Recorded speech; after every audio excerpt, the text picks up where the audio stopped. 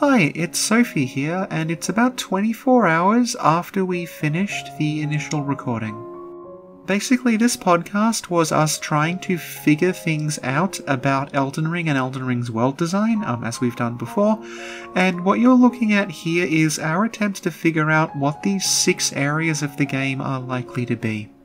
So these 6 kingdoms in Elden Ring, from what we could make out from this, seem to be the Arm King's Castle, which is where most of the trailer takes place, the castle that's full of corpses, the place that kind of looks like Irithyll, the volcano, the place full of beast people, and probably the snowy mountain area.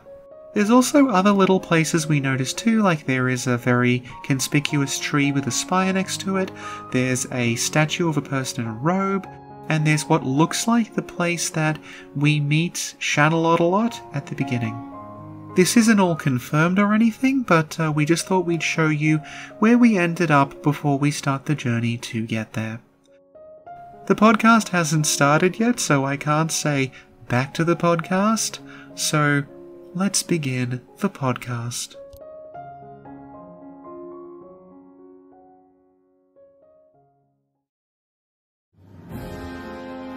Hi Sophie! Hi Sin. Hi everyone, and welcome to the Snack Covenant episode 253. And today, we're doing yet another analysis of the Elden Ring trailer.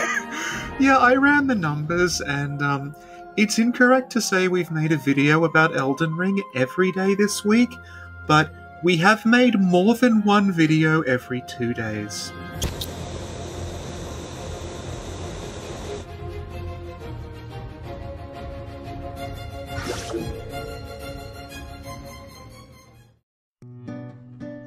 Hello and welcome to the first part of another Elden Ring video. Some more interviews with Hidetaka Miyazaki have been released since the last one. Sophie and Sin will go over them and talk about what they learned.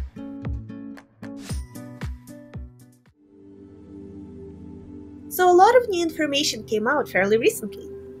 Yeah, it did, yeah. And you did some extensive research while I was eating. Yes, as is often the case. So they specified what the Tarnished were. Basically, the Tarnished are people who are from the Lands Between, and they used to have, like, the blessing of the Elden Ring. They used to have this golden aura to them, and they lost that aura, and when they lost the aura, they were cast out. But now that the Shattering War has happened, and the gods of the Lands Between have kind of also lost that golden blessing, the Tarnished are returning. And Miyazaki has said, like, basically that is the sort of hook for the character. That's what you're doing, is you're going back to somewhere that you were cast out of, and your journey through there is about, like, how you relate to this place that sort of once cast you out and now wants you back again. So basically, the Tarnished were cancelled, and now they're uncancelled. Yes. This was interesting because apparently the whole Tarnished thing about, like, losing the blessing and wanting the blessing back, that is George R.R. Martin's creation. Because when I first read that, that was the thing that struck me as, like, the most obviously from sounding. Because it sounds very much like the Ashen one from Dark Souls 3, where, like, you're someone who failed to link the fire, but then you're resurrected, and sort of what makes you unique is your ability to, like, take the fire into yourself and become embered. That's very true. Yeah, so describing it as, like, you lost this golden blessing, but now you can go get it back. It seemed very sort of gamey to me. Way back when, in that trailer 2 years ago, the characters, like, on that battlefield, when they were fighting each other, the gold was, like, pouring out of them into the sky. Yeah. And at the time, we were like, oh, that really looks like Souls. The way that, like, in Souls games, when things die, the souls come out of them as this, like, sort of grey mist and float toward you. Or in Bloodborne, it's a red mist because it's blood echoes, but same basic principle. And we were like, oh, okay, the gold stuff is probably the soul equivalent. Oh, you're so smart. So far what we've seen looks like it plays very similarly to the Souls games, like they have mentioned, the way that, like, online works and co-op works, summons work, there's going to be covenants, there's going to be bloodstains, there's going to be phantoms, all those things. Like, I'm assuming that, like the other Souls games, there is going to be a singular, like, currency thing that you use for leveling up and you use for buying things, just because that's how they've done things so far.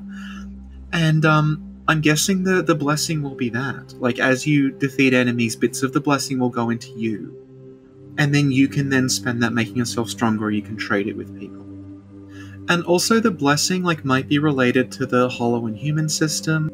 There's probably, like, another bloodstain mechanic where, like, if you die, you will leave your blessing behind on the spot you died. Like, I'm expecting it'll work like this, unless we hear otherwise. That's super cool, Sophie. Thank you, Sophie. Thank you, Sin. Something we talked about last time, but we'll reiterate now because we're going to go over screenshots, is the interview specified there are 6 major lands in it. Each land's ruled by a different demigod. I think through the screenshots we have identified either 4 or 5 of them. It's possible that, like, the forest areas that we see are also one of them. I can't really tell, like, if there's just forest everywhere or there's, like, a specific sort of Darkroot Garden style area that's going to be, like, a significant forest. That's a good point. Yeah. They specified, again, that there's going to be a hub area that connects the 6 of them. Going to guess the hub is the Erd Tree? I think so too. Because it looks like it is the exact middle of the map. Yeah. Yeah. There is going to be fast travel, as well as the horse. This is something that we brought up. We're not entirely, like, certain how that will work. Because if they want to emphasize, like, this is a very long journey that you're going on, and you're, like, going into uncharted territory and stuff, I think having access to, like, a fast travel system constantly might dilute that. We talked about this with regard to Dark Souls, where, like, because at the start of Dark Souls you don't have fast travel, when you go somewhere like the Catacombs or Blighttown or something, you feel like you are stuck in this place, because you can't leave. Yeah. And that's a very different feeling to, like, something like Dark Souls 2, where it just goes off on a bunch of different, like, spokes, and you can just flip between them as you see fit. Mm-hmm. Demon Souls is, like, another weird example of that, because that has fast travel, but there's only 2... I mean, technically there's 3, but there's 2, because the third one is just the boss. Mm-hmm. There's, like, the 3 archstones per area, so you can travel back and forth, but each area is quite substantial, particularly somewhere like Valley of Defilement, where, like, you're really committed to being in the Valley of Defilement for a long time, even though fast travel exists. So I am wondering, like, how prevalent and accessible the fast travel actually is. So based on, like, the design of the map with, like, the Erd Tree at the middle and then these spokes radiating off it, I'm wondering if, like, there's, like, little checkpoints around that will allow you to rest, but maybe traveling back to the hub might only be possible from certain major points in the game. Dark Souls 2, even though it has fast travel, does something similar with the primal bonfires, where there's bonfires throughout the game that just act as bonfires and you can walk to and from them whenever you want to, but there's also primal bonfires that are just a warp point, and they are at the end of each path. So when you get to the end of the path, there is a point that sends you back to Majula. And, like, Dark Souls 1 does that as well, where, like, there's certain areas where if you go to them before you have the Lord Vessel, you can still warp back, like the Abyss. Yeah, so it'll be interesting to see how they do that. They also said that the horse is not available when you're online. Interesting. It's just switched off, which makes me, again, wonder, like, so they expect you to navigate on horseback, but then if you're in co-op, you're not using the horse. Which makes me think that the world, I guess, they must also expect you to be able to do it on foot. I think they're gonna change that with time, because how cool would it be to ride on a horse with all your friends through this terrain? Yeah. Yeah. Yeah. About fast travel, I hope they adapt more of a Fallout system, where you need to discover a spot, and then you can fast travel to it from anywhere. Yeah, that's how fast travel works in Dark Souls, though. No, you have to be at a bonfire to fast travel in Dark Souls. Oh, okay, you can fast travel from anywhere. Pretty much, yeah. okay. Maybe an exception would be, like, there are some dungeons that are too creepy to fast travel from and to. Just imagining that as like an on-screen element of the UI, just like too creepy. You got spooked. Thank you, Sophie. Thank you, Sim.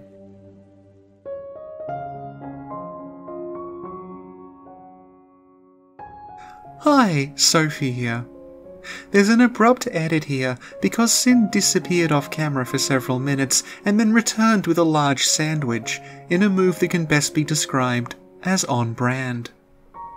However, unlike the time she stopped a Crash Bandicoot playthrough for 40 minutes to make dumplings without telling anyone, this time it was brought to her by her father. If you'd like to help buy even more sandwiches for Sin, please visit patreon.com/SinclairLaw. Back to the podcast.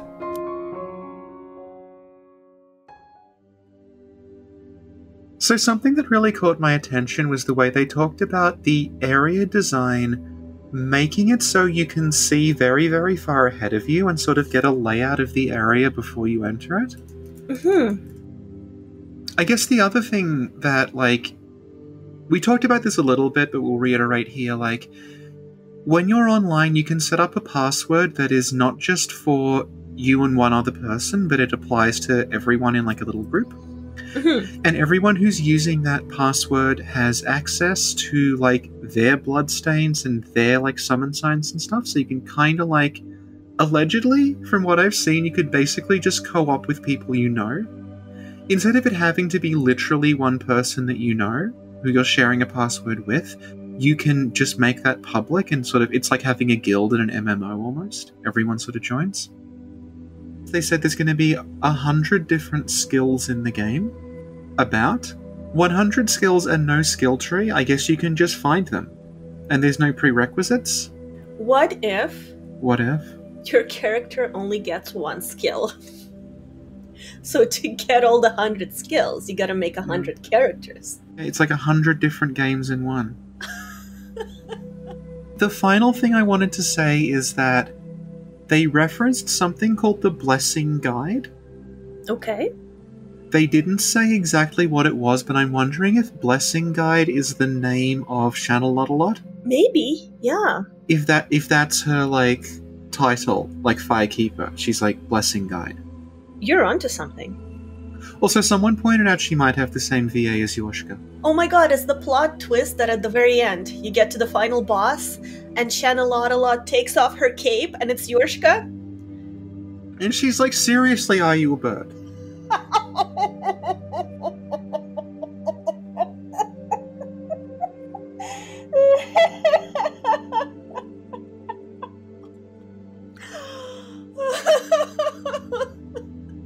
Thank you, Sin.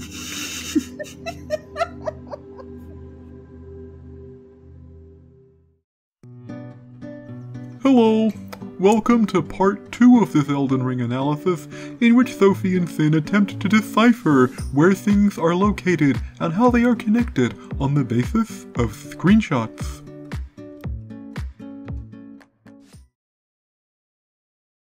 So now, we're gonna do the CSI thing again.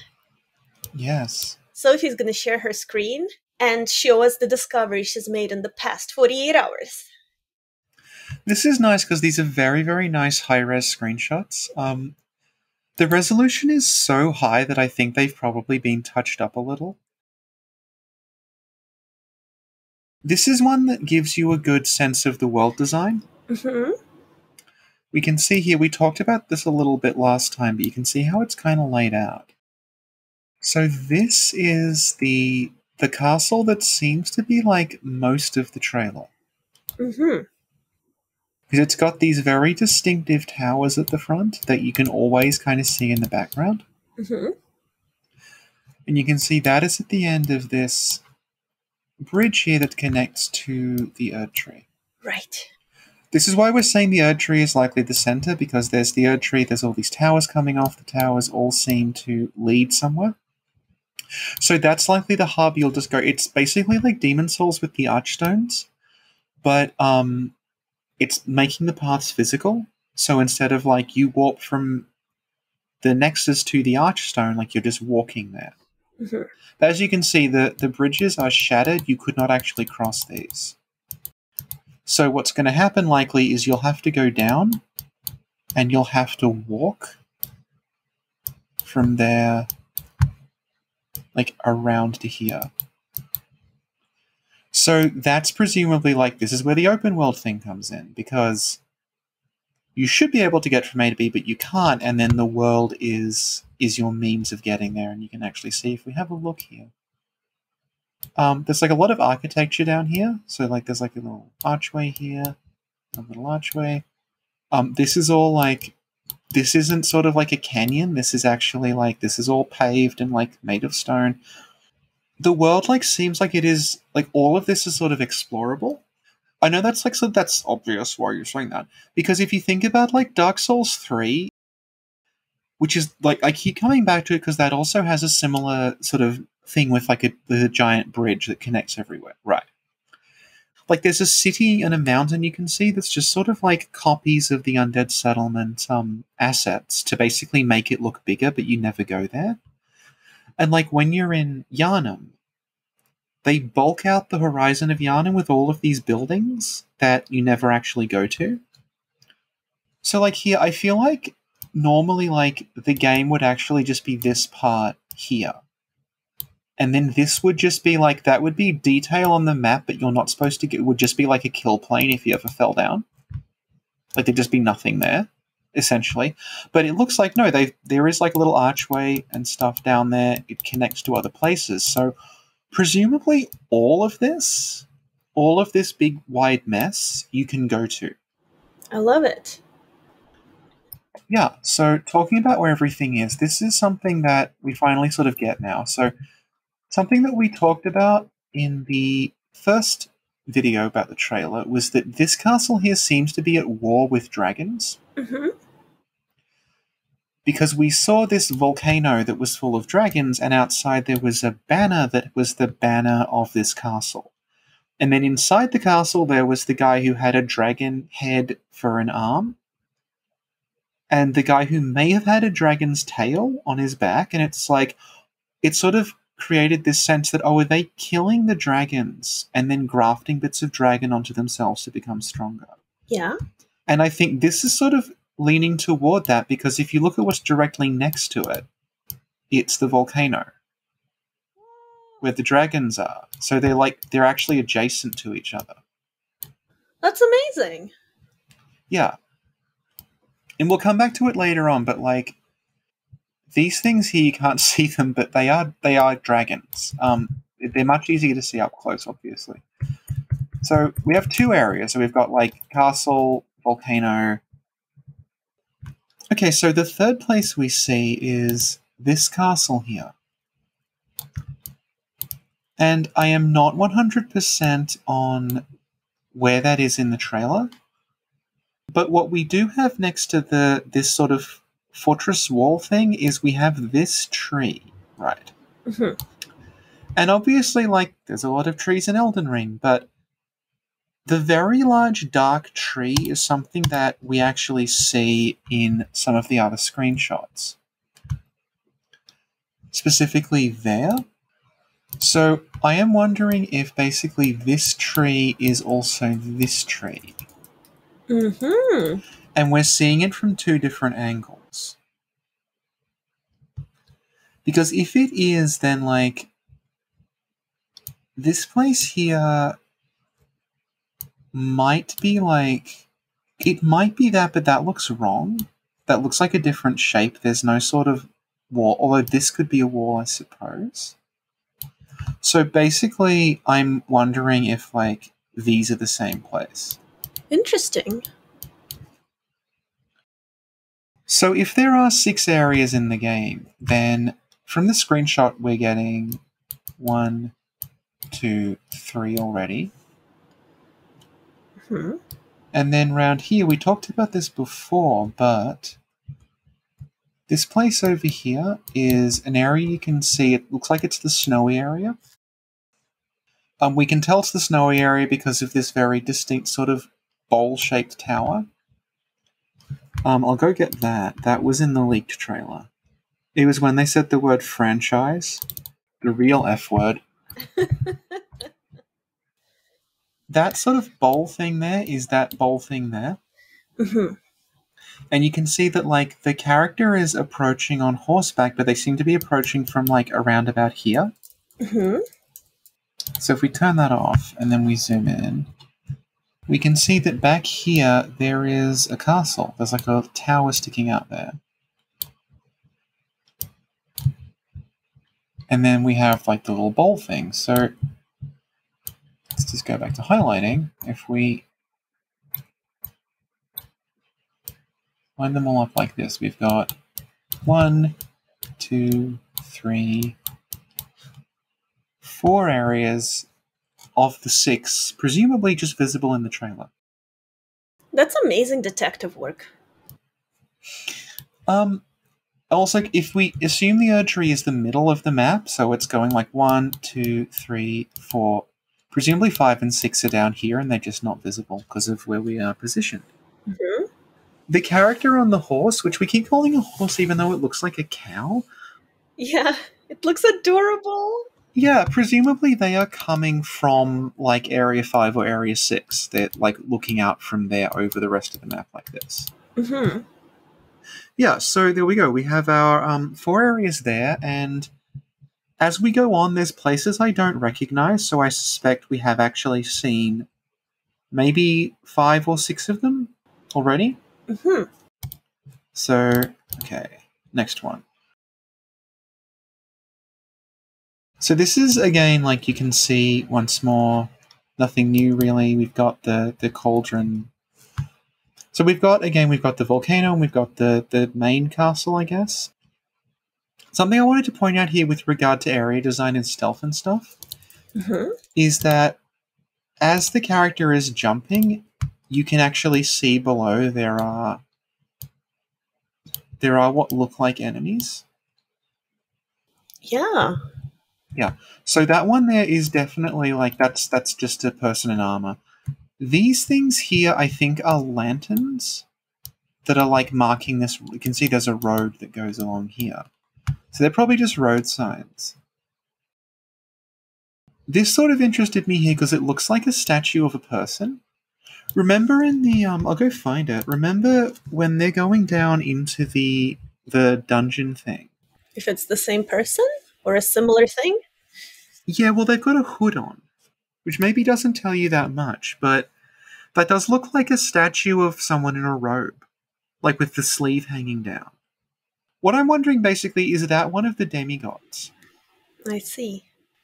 Well, something we keep bringing up is, like, is there a bearded guy with 3 eyes in this? Because, like, it's not a very high-resolution image that I'm dealing with here, but, Yeah. like, I just want to point out, like, okay, maybe he's just got a lot of forehead creases, but, like,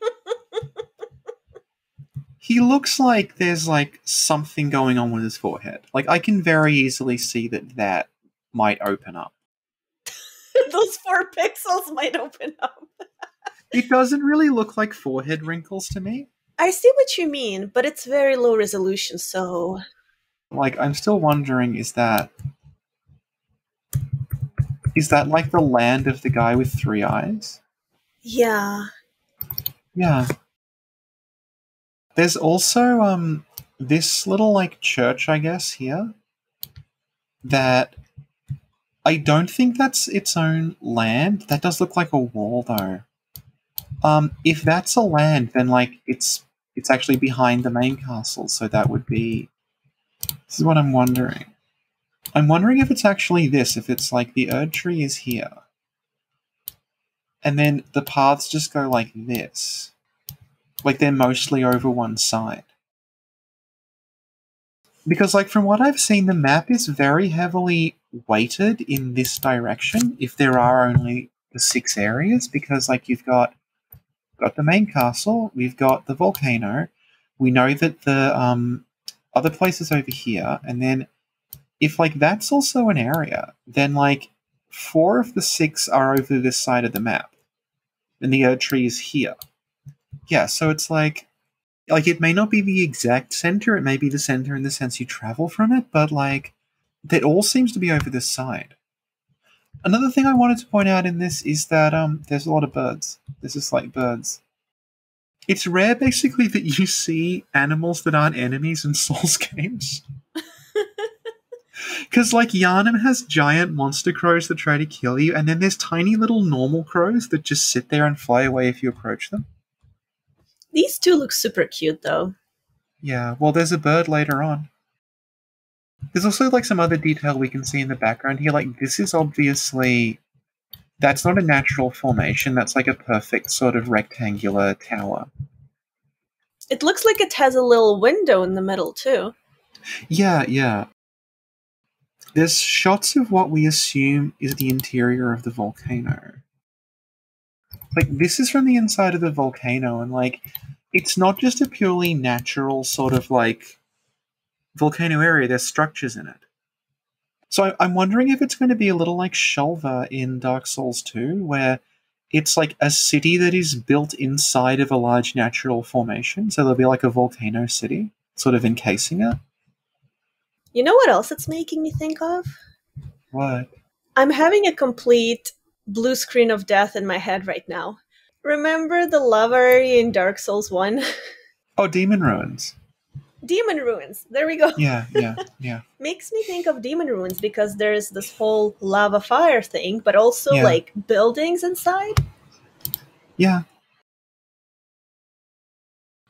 Something else is these sort of like crucifix things. They kind of look like the crucifix things from Dark Souls 3.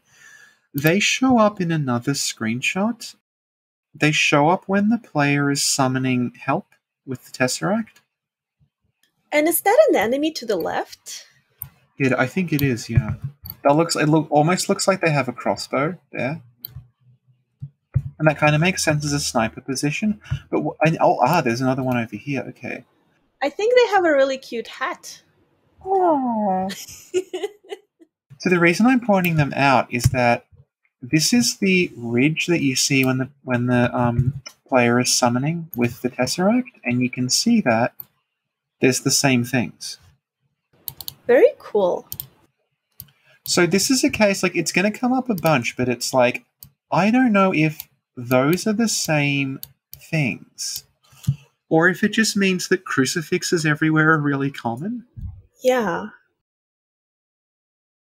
Also, like, there's this area, they mention that, like, okay, there's a lot of places that aren't, they call the main dungeons the Legacy, basically. Mm-hmm. But you can see here there's a bunch of little ruins. Like, there's this place here that kind of looks like the ruined Filing Shrine from Dark Souls 3. With, like, the ruined tower poking up. There's, like, this little place over here. To put it in your terms, kind of like Fallout. Where there's just, like, sort of buildings dotted about. It looks very much like that. Yeah. I think that'd be all for that one. Okay, so this is one of the kingdoms I couldn't quite identify because I don't recognize the towers, but I think this might actually be the kingdom that we saw that had the big black tree next to it, just because it looks like it's a series of like very high walls with that sort of distinct tower design. I'm not sure though.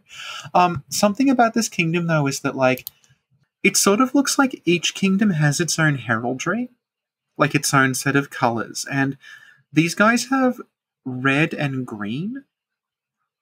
And there's other places where we'll see people who have like red and green or blue and green or green and yellow, and I think those might be the colors of each kingdom. So if we find someone else who has red and green, I think we can assume they're from the same place. That's a good point. Also, something else that I meant to bring up earlier, but I forgot. We talked a bit about the designs on the clothing of the characters. And the way that, like, our character, the Tarnished, seem to have, like, runic designs on their armor. Yeah. And I'm wondering if, like, that is a legacy of them having been cast out of this place. Mm. Like, they are wearing the designs of lords from the lands between. Mm-hmm. And that's what they were wearing when they were cast out, and they've now come back and they're still wearing them. Interesting. Yeah. You know the knight that we're fighting with? Yeah. I love their helmet. It's making me think of something, but I can't quite picture it. The Ruined Sentinels. Is it the Ruined Sentinels?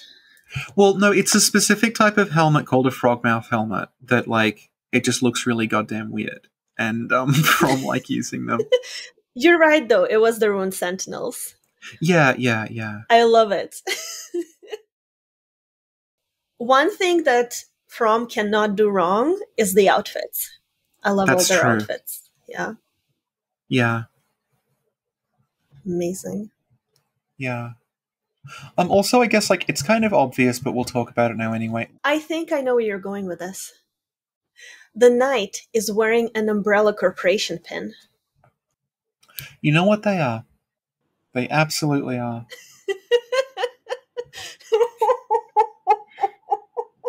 Thank you, Sophie. Well, I mean, it makes sense. There's, like, all, like, the zombies and everything. Look, I got news for you, okay? Yeah. So, like, if you think Elden Ring isn't a science fiction game and it's all going to be medieval, Okay. explain this. Oh my god. Yeah. Is this from Elden Ring? Yes. You've met the Arm King. He is the Arm Queen. Is she the final boss of Queensfield? It's possible. OMG! This game just got so good.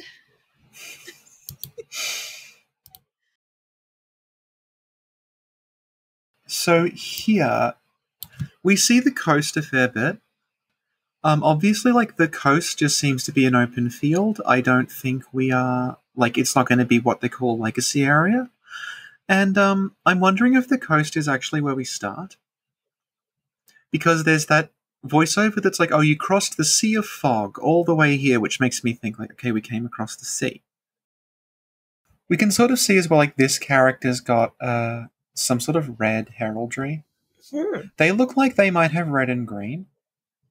It's sort of hard to tell, though, but, like, that might be a from the Red and Green Kingdom. I love their look. The fur and the helm. Yeah. And you know, they have white hair coming out of the top. Yeah. And we have white hair coming out of the top. Yeah. But that might be, like, we talked about the gods having different physical features, so maybe, like, the sort of long flowing white hair is something that one of the gods has. Yeah. Like, the Lothric looking arm dude is covered in, he has, like, very long white hair. Oh, that's so true. He has a cool chain, too. Yeah. Here's the giant beast patient. This is, like, I used to think maybe this is one of the, those, like, giant sort of things that we see. Mm-hmm. But, like, it straight up looks like it doesn't have a face. It just has this mass of what seem to be tentacles. Uh-huh. Could it be, like, hair or something?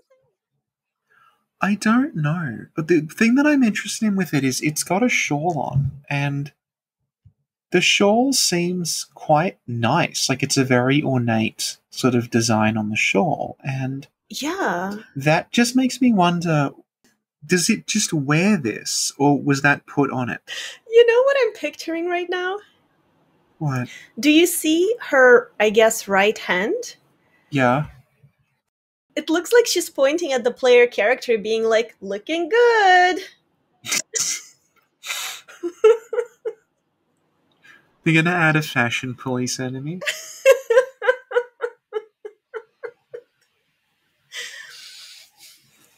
Also, I guess worth pointing out, the horse goat cow has gold horns. Oh, it's true. I see that. Yeah. Yeah. Gold eyes as well. Gold eyes and also what seems to be like a double sort of pupil. Mm-hmm. Like the pupil is like it's either two pupils sort of fused together or a slit. Yeah. Not like a normal horse. Yeah. Mm-hmm. So it'll be some sort of like divine horse. I mean, that's presumably why you can summon it. It has this like cavity in its chest that the other giants also have, but this head is bizarre. Like, I don't understand. I don't know if, like, is that a beard? Is it like a brain sucker with tentacles? Are they worms? Because I'm sort of wondering if, like, is it dressed like this to hide what it is by someone else? Like, oh, nothing, don't worry about what we're transporting. Or is it that, like, it's really deformed, so it's trying to hide its face? Do you know what I think? What? I think they felt pretty today. So they're like, I'm gonna put on my nicest shawl and go for a walk in the woods, and that's why they're like, hey, I'm dead, looking good. I think that's how they dress. Okay. So we can get a bit of a better look at Shanalot a lot here. Official name? Official name. You can see that we can see her hair. So she's got, like, it doesn't look terribly long because it's overlapping her collar. So I'm guessing it's like collar length, maybe hair. Unless her hair is more in the back, though, underneath the hood. Maybe like a bun. Yeah. One of the questions that came up was, like, do you think it's the woman who's shattering the Elden Ring at the beginning? I don't think so. No, because, like, that woman / man / we're not entirely sure because it keeps changing. They had, like, very long, like, fair hair, and she looks like her hair is shorter and it's sort of reddish brown. Unless she cut it and dyed it to hide her identity. That's possible, yeah. Again, like, she's got this clasp. It's like a gold clasp because gold. She's got like leather boots on as well. Mm-hmm. That's what makes me think this is probably like a traveling outfit that she's wearing, just because it seems practical. Mm-hmm. If you think about, like, what the Firekeeper or the Herald or whatever are wearing, it's like a priestess outfit. It's symbolic. It's not designed to be practical. Yeah, they're lucky if they get shoes. Yeah, whereas she is just dressed like she's wandering around. So I think her getup is that. Mm-hmm. So it may actually not be that she's trying to hide who she is. This may just be practical. Mm-hmm. I can see your point, but I'm leaning toward, like, she's hiding something. Yeah. Also, like, not super interesting because this tower happens everywhere, but, like, there's one of those, like, Elden Ring towers in the background, like the towers that connect to the Erd Tree. Nice. Yeah. Awesome. Yeah. So we talked a bit about heraldry. Mm-hmm. These guys have the blue and red heraldry. Okay, cool. And I think that's important because later on we see one of these big giant things, and it's with a kingdom that was, from memory, I think it was yellow and green. So I think, like, these big guys are just going to be a feature of the world. I don't think they're going to be, like, tied to one specific place, because they seem to just be showing up everywhere. I don't know if we see this design anywhere else, but it kind of looks like wings, but I think we see wings later on in a more significant way. The other thing I want to point out about this is that these characters here,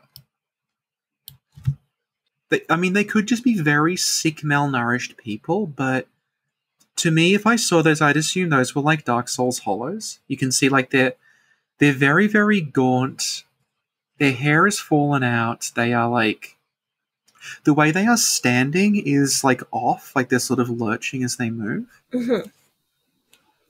And, like, that makes me think that there's going to be, like, straight up, like, zombies and hollows in this. Yeah. It's not just going to be knights, yeah. Sophie? Yes, Sin? So this whole scene reminds me of Berserk a little bit. Yeah. I don't remember when this happens exactly, but Guts is traveling in a chariot with some people. Yeah. And then they all get attacked by a bunch of zombies at night in a forest. And this kind of gives me a similar feel. Yeah. If we look up here, interestingly, we can see those spires that have the sort of little windows in them. That we also see in that it kind of looked like Irithyll-looking sort of like blue cathedral. So I'm wondering if like that is they're sort of beneath there. There's another spire over here.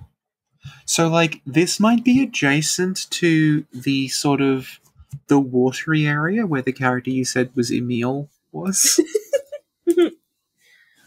Yeah. And also this is interesting. The top of this, to me, that looks like it is a coffin. And I think like you probably could have people inside it because it's raised very high off the ground, but I think this is like a catafalque, which is like a raised sort of like a plinth that you place like a coffin on, like a sarcophagus. So that's what I think this is, and that might also explain like why there's all these zombies, because that seems to me like, is this just like the death area? Like there's like zombies, and then there's like a big kind of cart that's probably got a corpse in it, and like we know specifically that like George R.R. Martin in Game of Thrones has this like army of ice zombies. And also like Miyazaki specifically cited Fever Dream as like one of his favorite Martin stories, which is about vampires. And also like it's fucking Miyazaki. So I am wondering if like this is like a straight up like vampire or undead area. Because you know the thing about like this is like an old piece of like vampire lore, but the idea that during the day they sleep in the coffin and they travel around by having the coffin carried in like a carriage. So I'm wondering if that's what this is, if it's like some character who's like in the coffin being transported from area to area. Interesting. This kind of makes me think of Aldrich from Dark Souls 3. When you fight the apostles, are they guarding the coffin of Aldrich? They are guarding the coffin of Aldrich, yeah. So it kind of makes me think of these undead are guarding the coffin of someone important. Yeah, absolutely. Yeah, and maybe it's a thing where when you attack it and kill them, that person's going to come out and kick your butt. Yeah, and that's interesting because it seems to be moving across the map. Yeah. So if this were like a boss fight, it'd be interesting to see how that articulates, because presumably it could stop anywhere. It's not going to have an arena. Yeah. Yeah. So here we go. Two interesting things in this one. This is one of the spirits. It's a bird. Yay! One of the things we had talked about, you weren't just going to be limited to summoning, like, NPC versions of the player. You were going to get, like, monsters you could summon. And that there seems to be one of them. That is like a bird that you are summoning.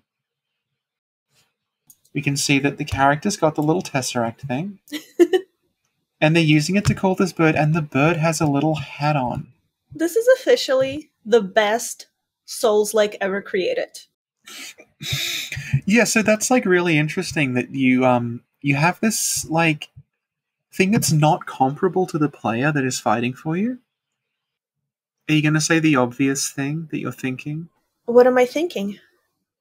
Do do do do do do do do. Sophie! Oh my goodness!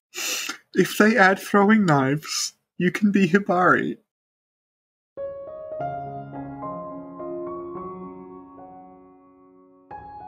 Hi, Sophie here.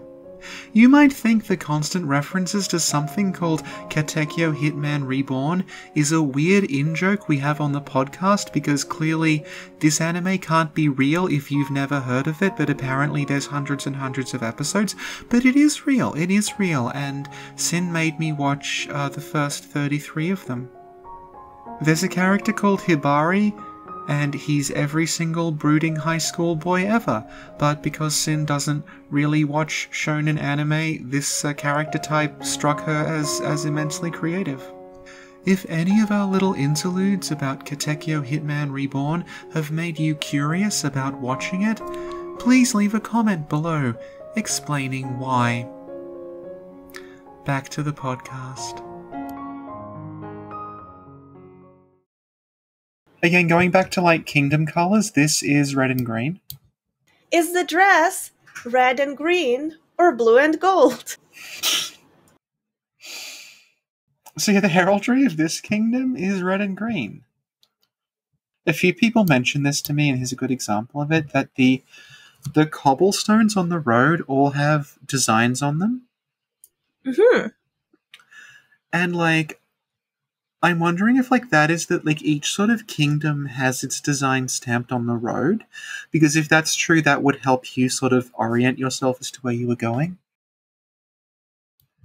Like this one, we talked about one that had like a lion design. This seems to be a serpent, or like a dragon. It seems to have like horns down its back, and like it may even be a sea serpent. I'm not sure. The other thing I wanted to point out about this area is, remember when we were talking about, like, there's a still of the I'll go find it. There's a shot of a character who is using wings to fly backwards. Yeah, I remember. One of the things I suggested there was basically, do you think that the wing thing, like, because the wings were gold, is it going to be that, like, that's one of the fragments of the Elden Ring that you find as, like, this sort of wing thing? Because if, like, each of these kingdoms is defined by a fragment of the Elden Ring, then this might be the kingdom that you get the wing power in. So it's like Crash Bandicoot. You defeat the bosses and you get a special power. That's what I was thinking. Yeah, because, like, this might be, like, the kingdom of the people with the wings. And when you get to the end of this, you'll get that, like, Elden Ring wing fragment, and that'll let you fly for a limited time. Thank you, Sophie. Thank you, Sin. So, again, like, we have these, like, troll guys again, and like we talked before, they were with a kingdom that had a different heraldry than this. Earlier, you noticed an interesting detail about the troll. Yes, they have a pig snout. How cute! They're cute trolls! So what this sort of, like, emphasizes is, like, these things just seem to exist in the world. They don't seem to be, like, tied to a specific place or a specific faction. So I'm guessing they're just, like, roaming monsters that are working for various kingdoms. Mm-hmm. Because earlier it seemed like they might have been, like, some weird golem that was created just to pull that caravan thing. Mm-hmm. And I also wondered if, like, they were enslaved, like all of them were slaves. Mm-hmm. Because they had the harpoons through them, but, like, it seems like the ones pulling the cart might be enslaved, but just in general, they seem to be sort of everywhere. Yeah. Yeah. Also, their hair is made of, like, tree? Yeah, they actually remind me of, like, some of the designs from the Ringed City, where they're, like, hollowed out, but then their bodies are sort of made out of these weird branch things. Wow. Yeah. Very cool. Yeah, also there's the Tesseract. And again, like, this is, like, red and green, and then we have, interestingly, green and yellow. So, again, like, this is another question of, I don't know if, like, are they invading the green and yellow kingdom, or is, like, the green and yellow kingdom invading them? Was that left there by a player? I don't really know. Mm-hmm. And it's hard to make out the design on it, but it doesn't seem to be the tree design that we've seen before. Oh, no, it does. Fuck. Oh, I see. Yeah, so I was expecting the tree design to sort of come down like this, and then go off into, like, the top there. But if you look closely, that half of it is the tree. Discovery is live. So you can see, like, there's, like, the top, and then the roots are down there, the trees there. Anyway, okay. Okay, so here we have more undeath. So that is an undead horse. I think we can agree. It's really, really undead. Undeath looks like it's still a thing in this, even if we're not, like, it's not as big on, like, ooh, undeath. Interestingly, this dude seems to have gold teeth. Oh, wow. And again, like, has the crown on, which suggests some sort of, like, lordship, or playing at lordship. And again, like, we have, this is the blue and red kingdom, it looks like.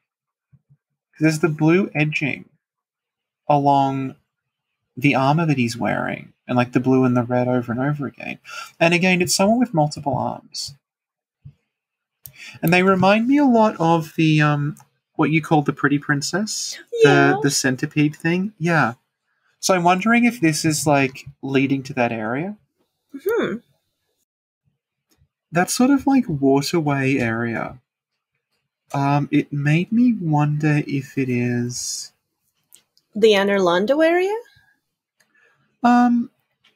Well, not quite. They might be the same, but the Emile place. Yeah, but we agreed that the Emile place is the Anerlondo place. Well, it might be. This is what I'm talking about.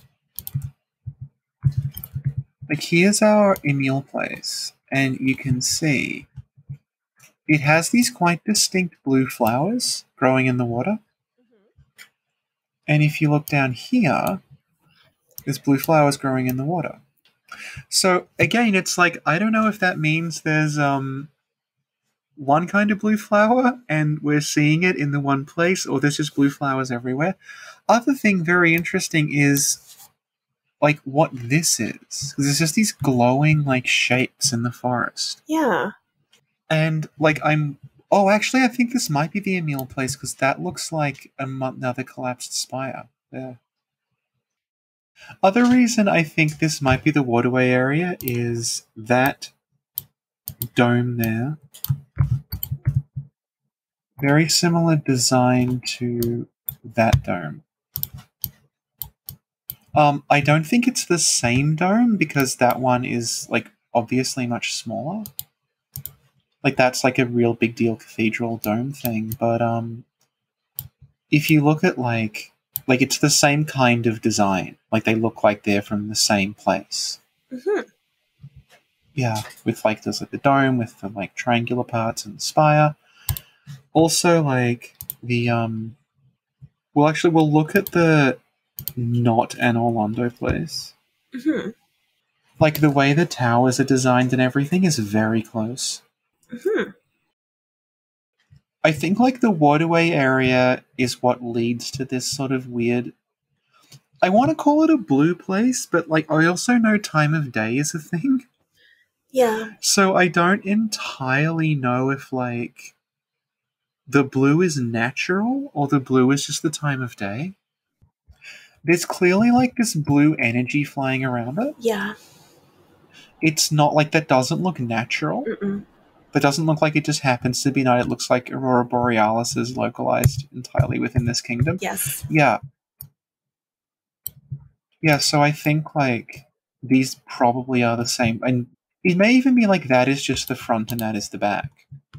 It would sort of make sense. Like, that doesn't look like an entryway. You can see, like, there's, like, a big...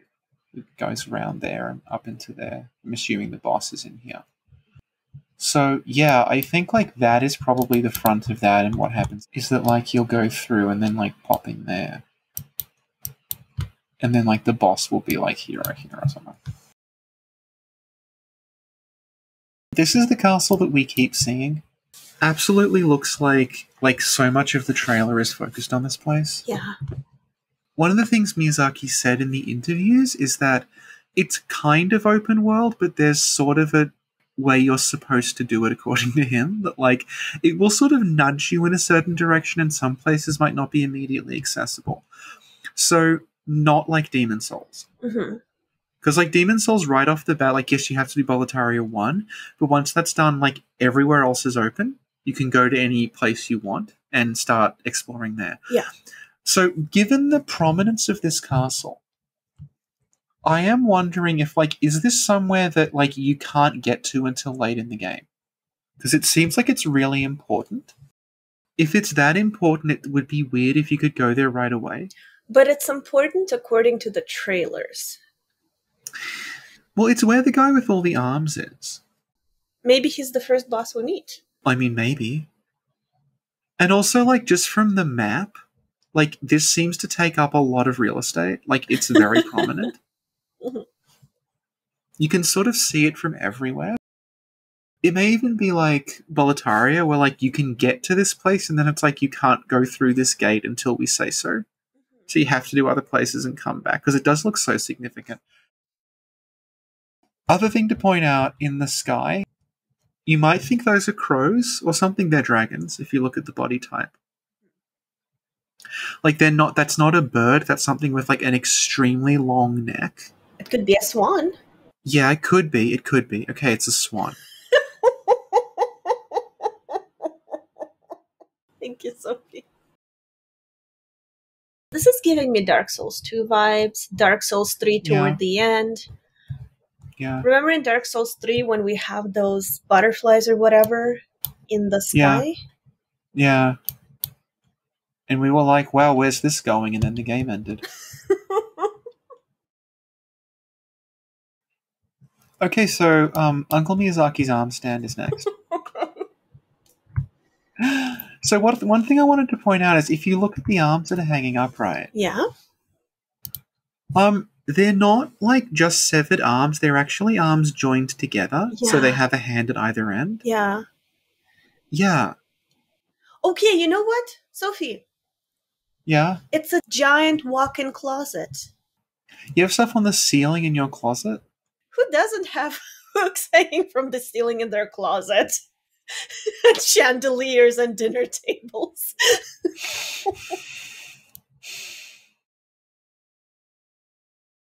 Okay, so on the subject of where this is, right, that is the same lion design that is on that main castle. So I'm assuming this is actually the interior of the big castle that we keep seeing. I think so, and it would make sense because the Arm King loves arms. This character here, other people pointed this out to me. This was a piece of concept art that was floating around for a while, and people said, oh, this is Elden Ring. And there was like no evidence it was Elden Ring. It just sort of looked like it should be. I'm not sure what the origin was, but like that concept art is now in the Elden Ring trailer. So yes, it was Elden Ring. And what's interesting, given like the lion motif everywhere, is that seems to be a lion. Like they seem to have a lion pelt. Yeah. Like a giant lion scarf? And like this dude is sort of interesting because like, do you think he is the red-headed giant that we see? Okay, so like there's our red-headed giant. I think he might be the arm dude or an ancestor of the arm dude. I don't really know. I don't think it's him because this guy's got a big beard. And I know that people are capable of shaving, but like, it's a fucking video game. Like, the other thing about this is like, that guy's got the long white hair that a lot of other characters seem to, so I'm wondering again if like, are the characters with the long white hair from this place? Like, is that what they've taken after? They've taken after his, like, very unique hair. So last time we talked about these, like, hanging, I guess, chandeliers. You can see what I think is the same kind in the trailer, like the leaked one. Like, that looks to be the same kind of design. And if so, then it's also the place where the arm guy from the trailer is. The guy who was like the first thing we saw, who was offering the arm, and like obviously that links in with like all of these arms hanging up. So it looks like an awful lot of this game, at least as far as the trailer is concerned, seems to be this like Arm King castle. I know like it's a trailer and they may be leaving stuff, but like it seems like it's so significant. They just never stop like mentioning it. Yeah.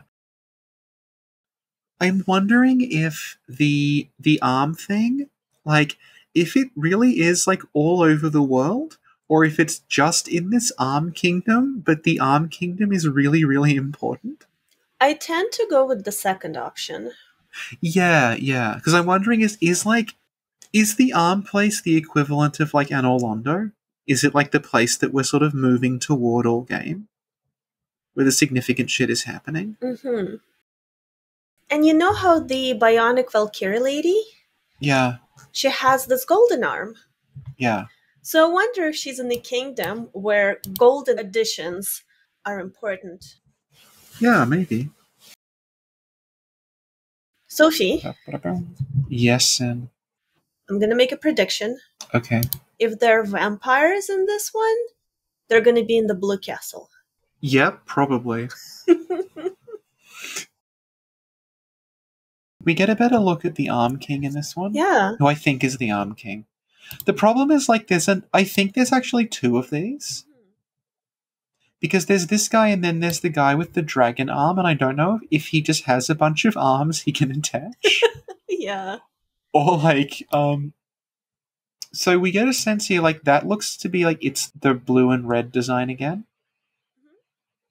So I'm wondering, is all the blue and red stuff from this kingdom? Oh, you know what? What? I think someone on our Discord mentioned this or linked to this. Yeah.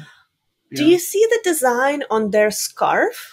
The helix one. Yeah, and someone said Yeah. it looks like an eye of the Cyclops. It does, yeah. We see. It does, yes. Yeah, it has the same, like, multiple pupil pattern. Yeah.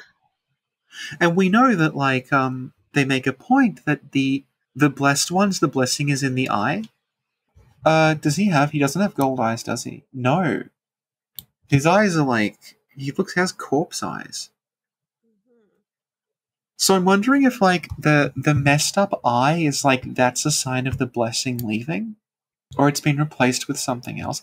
I guess, like, the question that keeps coming up and we don't really know is, like, they talk about the gods going mad from the Elden Ring and it corrupting them.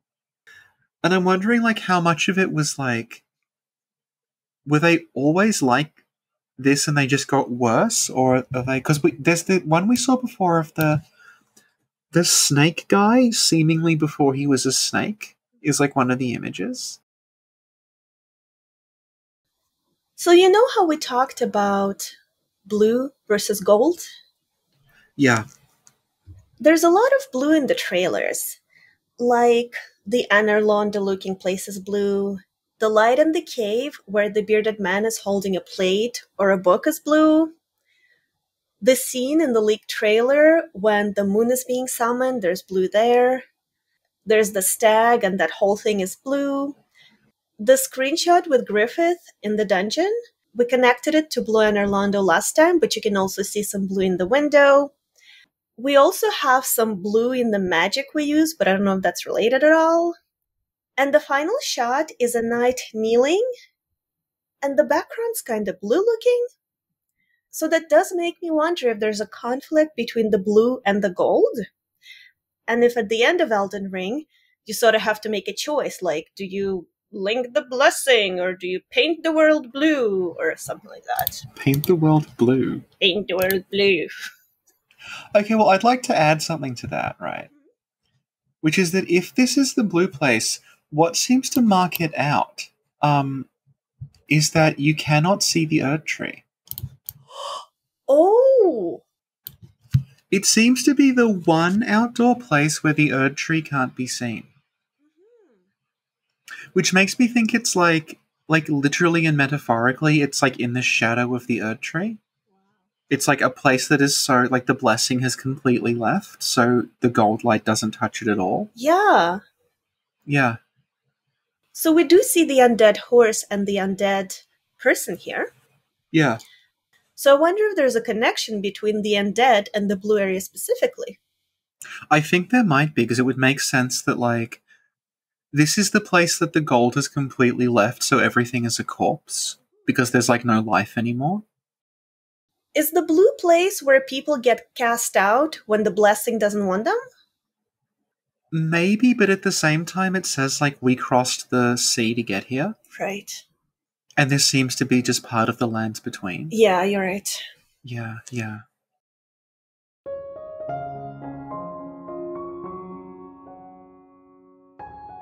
Hi, Sophie here. This podcast has been going for far, far too long. Who do we think we are, Sister Frida and Father Ariandel? Anyway, this is going to be a short intermission to give you time to stand up and stretch your legs a bit. As someone who spent so long writing her dissertation that she got sciatica, this is very, very important advice. That's right, they're not all jokes. Some of them are useful advice. We'll see you after the intermission. So here we are in the ant level. We talked about this last time. Yeah, we did. I guess we covered it all pretty much last time. It's not really new. Mm-hmm. Something we didn't talk about and is obvious but may as well is that there's a crate here.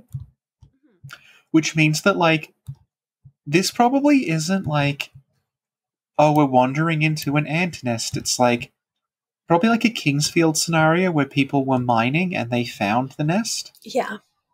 Because it would explain why there's, like, a box here. And, like, there's a lot of, like, that's obviously a dead human corpse. There's what look like human bones everywhere, so... Or even if, like, it was already a mine and the ants have taken it over, because it seems like humans have a lot of contact with this area. Yeah. And it also seems like, however it started, ants kept killing people and bringing them here? Yeah. That's a lot of people.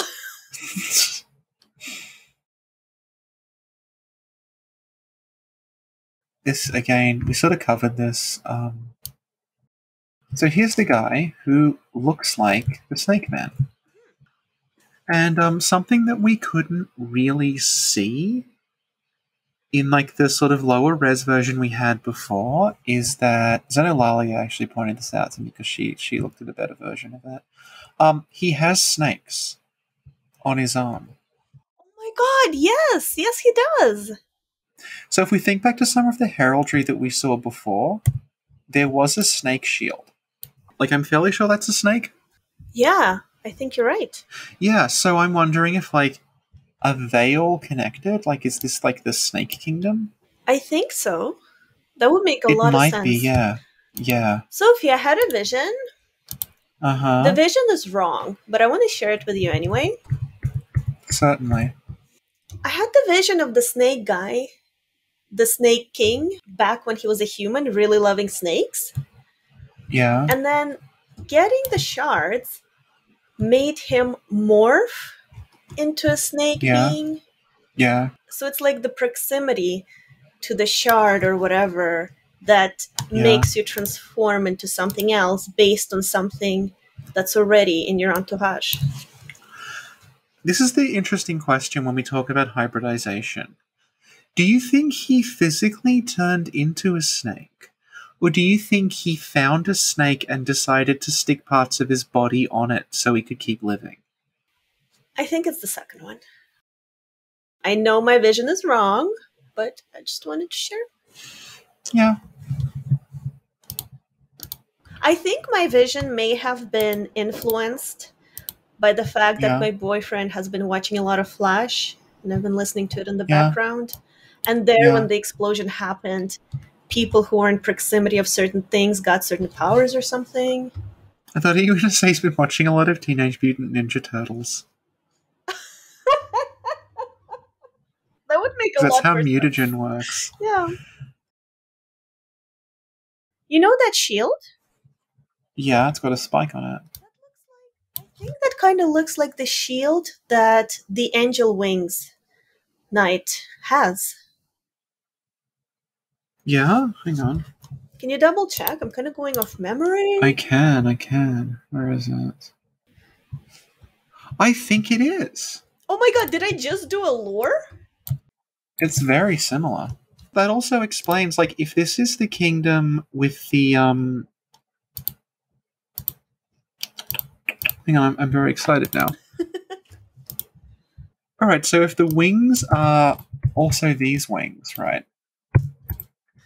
Then, in that same shot with those wings I'll come back, is the snake. And you know how snakes are imperfect dragons and dragons fly? Yeah. That's all I got. No, it's sort of like the idea of like a winged snake kind of makes sense. I'm liking this. We can look at her, like, she's got, Those are either boots or like leggings or. I don't think they're boots because that one just goes flat on the ground. You know what? They could be Uggs. Maybe one of her legs is missing. Like how people are missing arms. Maybe the bottom half of her is a snake.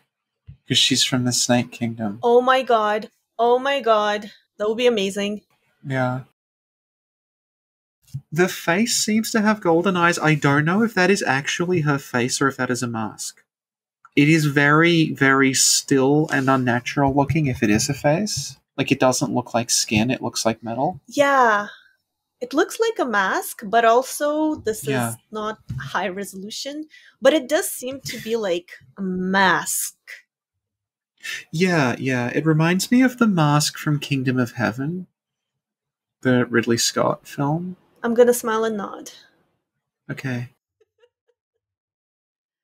So something else about this guy who we think becomes a snake is there's like they look like arms reaching up out of the ground. Mm-hmm. Yes. Like they're reaching out to grab him. It reminds me a lot of the Dark Souls 3 portrait that we couldn't really see very well with the sisters. yeah, and then after the fight it's destroyed. Yeah. So you have like a tiny window in which to look at it. Yeah. Yeah. So we're talking about snakes with wings, dragons, and it makes me wonder if this kingdom is cool with the dragons and the Hand Kingdom is not cool with the dragons. Right. It's a ridiculous hat. Just look at it. It's got little bat wings and like extra horn and We touched on this before, but for people who don't watch 200 episodes of the Snap Covenant, traitors as we call them. what lore feel do you get from this picture? Honestly, it just makes me think of like an evil knight from a Lego set. Just like a very large, distinctive helmet with bat wings. This is what it makes me think of. Yeah, so the dynamic of like this sort of holy woman and the knight defending her is something that we have seen in Miyazaki things a lot. We saw it in Demon Souls with Estrella and Gull. We saw a sort of, I guess, failed version of it in Dark Souls with the knights defending Rhea. We saw it in Dark Souls 2 with, sort of in Dark Souls 2 anyway, with Vendrick and Velstadt. We saw Frida and Wilhelm in Dark Souls 3. So, Thank you, Sophie. Dark Souls 3 also, of course, has Egon and Irina, which is again like knight and maiden that sort of work together. Mm-hmm. That's right. Yeah. Do you think that she is ruling the kingdom in place of her husband because her husband has become a snake? It does kind of give off that vibe. Yeah, so she's like, oh, this is what he looks like. But also, she's wearing a mask, so maybe she's a snake as well. That's what I'm wondering. And, like, the idea of, like, the golden-eyed mask, again, it's like, everyone is sort of borrowing, like, the symbols of the people with the golden blessing. Mm-hmm. Like crowns and masks and things, but they themselves don't seem to have them. And there's also, like, the other example, like, is this guy. The guy we kept seeing in the concept art, where it's, like, wearing a robe with a golden-eyed face on it. Mm-hmm. But, like, not allowing their own face to be seen, because presumably they don't have the blessing. Yeah. Yeah. Oh my god, Sophie, do you know what this queen is doing? With the mask and the thing covering her neck? What is she doing? She's trying to copy my pretty princess. Oh. That's totally uncool. She looks like a chess piece. So moving on to this. The fuck? Well, we talked about this in the past and we figured it out. It's totally obvious. Can you explain perfectly what we're looking at? Okay, maybe we didn't figure it out completely, but we think that this is the start of the game. And the hand is either Marika or a messenger of Marika or whoever that has the blessing or it is the blessing are sort of breaking you out of an asylum or a prison or an amusement park because you've been chosen to put the gods back in their place. Well, the thing is, like, what we can see now, because it's a decent quality image, is that you appear to be, you're in, like, an area covered in brick. Like, there's brick walls and, like, a pillar in the background. Yeah. So I don't know, though, if you're inside something or you're outside at night. So you're just like, Sophie. So one night you're just going outside of your house just to grab a smoke. Yeah. Just wandering out in your underwear, as you often do. And then a giant hand breaks through the wall, plucks you. Oh. Can I say what this hand made me think of? Yes. Our famous Death Covenant character, E.T. I don't think people who are listening to this now know our E.T. character. No, well, it's not even our E.T. character. E.T. is actually a character in quite a popular film that you just adopted because you started going, "Fuck you," in a voice I said sounded like E.T. and you were never allowed to leave it. Home E.T. No. Where's the booze? Fuck you. Thank you, Sophie. Thank you, Sin. But you know I've been playing Batman Asylum lately? Yeah. And this hand gives me the Scarecrow feel. Right. Yeah. This is the thing that to me was linking the outdoor sort of watery area with the blue place. Right. And that's because The blue light as well as the spiked house outside. well, that and also Oh yeah, he's wearing a Mills helmet. it does look like he's wearing the same kind of helmet. And it's like we have like the same kind of like round helmet. So we can see here that like the same kind of collapsed spire imagery is being used, but they're not the same kind of spire because these ones have these little jagged edges to them and that one doesn't. But if we look at that Anolondo kind of looking area, it's actually got both kinds. It's got completely flat ones and it's got spiked ones. Mm-hmm. So I think like this probably is the same place and there's just two different kinds of spire being used. Yeah. Yeah. What I wonder is, why is the city sinking? Well, that's interesting because it seems to be the only one that's at ground level.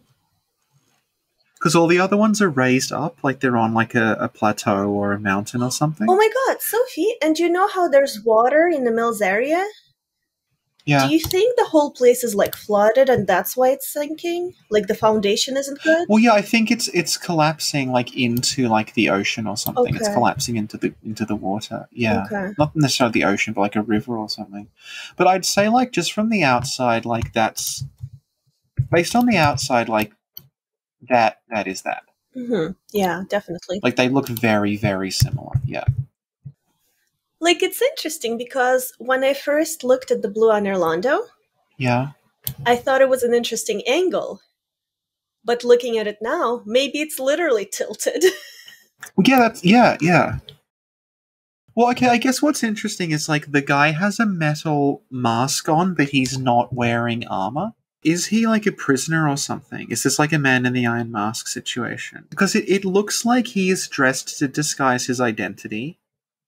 Or at least, like, he's dressed to dehumanize him more than he's dressed for practical combat, because, like, that. How do you even get this off? Like, Yeah. it's fitted to his head. You would have to like be able to unlock it or something to get it off. Mm-hmm. So it's, and like you mentioned, it reminded you of Griffith's helmet. Yeah. Sorry, And, like, you mentioned it reminded you of Griffith's helmet when Griffith is tortured. Mm-hmm. And, like, it may be, like, a similar situation. The other thing about it is it only seems to have one eye, because there's, like, a very obvious eye socket here, but then if you look here, it just looks melted. Like, it's been filled in. Yeah, it's a very odd... Like, there has to be something significant about this, that he's simultaneously wearing what looks like prisoner's rags, with what looks like a sort of man in the iron mask helmet that's, like, hiding who he is, but at the same time he's fighting us. So clearly he is not meant to be sympathetic. So I don't know. Yeah. Okay, second last one. Our pot friends. Yeah! So again, like, I am wondering, are there just pot people everywhere? Or does this mean these two places are connected? So Miyazaki mentioned that there would be mimics in Elden Ring, Yeah. but that they wouldn't be treasure chest mimics. Mm-hmm. Do you think these are pot mimics? Like, this is just a regular pot, and then it comes to life and attacks you? Yeah, and we talked about it last time. Yeah. And you mentioned that maybe you'll be rolling into pots and one of them grabs you. Yeah. I'm also wondering, might these be like the crystal lizard equivalent as well? Because it looks like it's made of rock, and I'm wondering if, like, these scurry around, and then if you, like, are able to catch them, they turn into items. Because, like, it doesn't look like a person hiding in a pot, because it has obvious, like, sort of, like, three-toed, like, almost animal feet. Yeah. It doesn't look like and, like, the structure, like, it has very, very short legs and very long arms. So I don't think it's, like, a person hiding in a pot. It's, like a weird monster that is a pot. Yeah. What's that thing on top, the red thing? Is it a tree motif again? Oh, I think it might be. I think that might be a tree, yeah. Other thing I wanted to point out was in the middle, like, I don't know if that is a bloodstain or an item. Mm-hmm. But it looks like it's something. Like, that looks like a UI. Something. That looks like... It looks like a user interface thing, like, examine this. Yeah, so I don't know. I feel like not enough games have different coloured flowers. They'll all be like the one flower copy paste, and you're like, nah, in real life, flowers are like, there's yellow ones, and violet ones, and blue ones, and they are all together. Mm-hmm. Yeah. Okay, so I guess, like, moving on to the end, yeah, look at that. There's, like, a different rock. I guess it's just, like, not as detailed. This is what I mean about, like, I think a lot of these have been touched up after the fact, because, like, this one here that's, like, the nice one with the big, like, Elden Ring logo. There's way more detail than this one, Mm-hmm. but, like, they're both the same resolution from Bamco, so, like, anyway. Lordy. Okay, there's, like, that's a dragon, I think. I think it's fair to say. That looks like a statue of someone holding something. This makes me think of a Bloodborne statue. I think it's where Vicar Amelia is, where there's a woman holding something. Oh, yeah. No, yeah, it's on the it's the thing on the altar that's, like, dripping the thing onto Lawrence. Yes, that's the one. Yeah. You can kind of see, like, places we've seen before, so, like, that seems to be the place with the spires. There. There's that, like, tree and the sort of... It almost looks like a ruined, like, chapel on a hill that we keep seeing. There's the castle that's constantly being shown to us, the, like, important ones over there. This tower here that, like... Do you think it's this? I think that's pretty close. I think it's very close. Yeah. Oh, there's the statue of the guy with the robe. It's there. So I think that these two statues are definitely the same. Yeah. But the one holding the books, I think, is a different statue. Yeah, absolutely. Yeah, so, like, over here, the arm is kind of interesting because it looks like it has golden bones drawn into it. And now I'm wondering if, like, is the Blessing of Gold something that's in your bones, and is that why they want to collect arms? There's all sorts of interesting notions here. That's kind of interesting. There's like it almost looks like a sword from a bonfire. Is it a banner that's on fire or a sword that's on fire? It's really hard to tell. That is also, like, the placement of that is interesting. Because that just straight up looks like a pile of rags.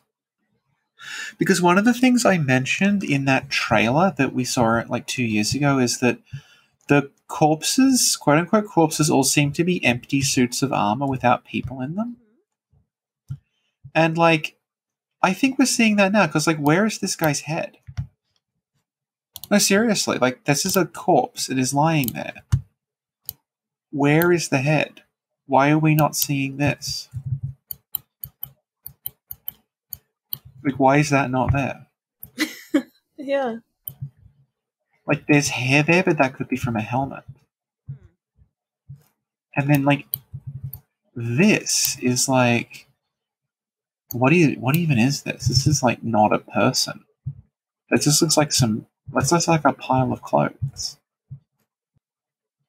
So I am wondering, like, is it when you kill enemies in this game, do they actually just disappear? If people literally do disappear, that would conflict with this image where they're all hanging. I guess it depends on the person, because maybe if they don't have the blessing, maybe they don't disappear. Yeah. Or maybe that's just armor. But they're leaving on the ground. I don't know. Thank you, Sin.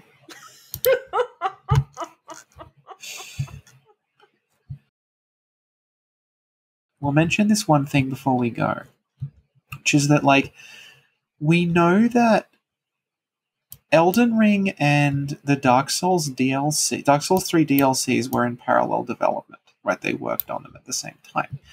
And something that, like, I've talked about a fair bit is that things from games, like, they bleed into each other when they're being developed. Mm-hmm. And the Millwood Knights. Right. They're kind of like Vikings, and they worshipped an ethereal magic oak tree, which seems to be that. Hello. And then it specifies with the Millwood Knights that, like, one day they just disappeared and they left their belongings behind. They just left piles of empty armor behind, and that seems to be this. So I'm like, is that what's going on here?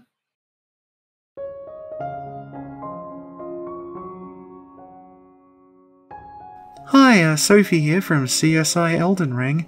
So what you're looking at now is my attempt to match what we saw in the trailers with what is visible in the promotional image that they've released for the game.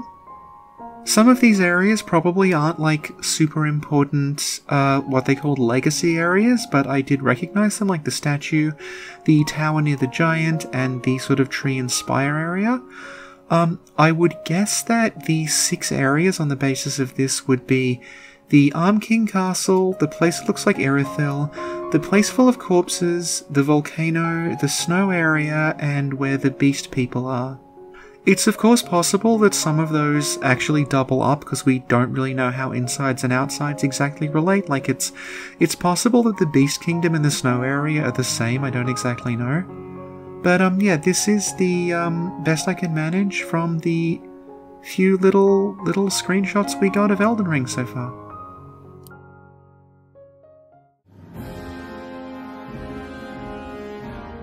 Sophie, do the outro. That was the Snack Covenant episode 253. Oops, more Elden Ring. Sin, if people still want to learn about Elden Ring, for some reason, where should they go? Right here. What? I ran the numbers. Yeah.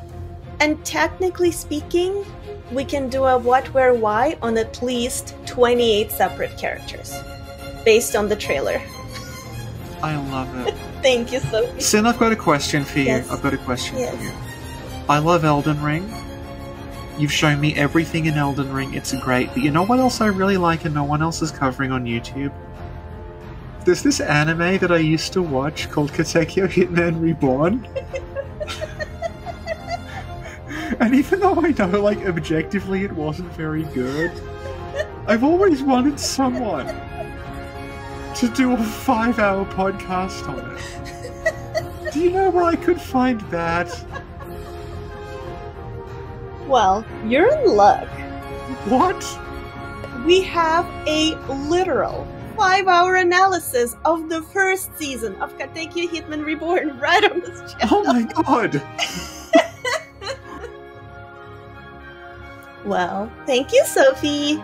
Thank you, Sin. Thank you, everyone, for listening. And see you all next time. Bye! Bye!